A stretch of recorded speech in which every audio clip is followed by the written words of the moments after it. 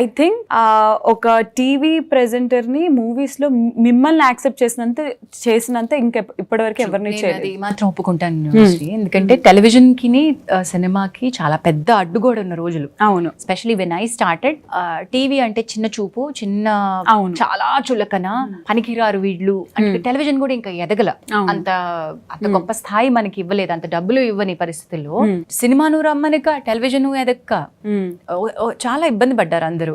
So TV వేరు cinema వేరు అనే ఒక పెద్ద డివైడ్ ఉండేది.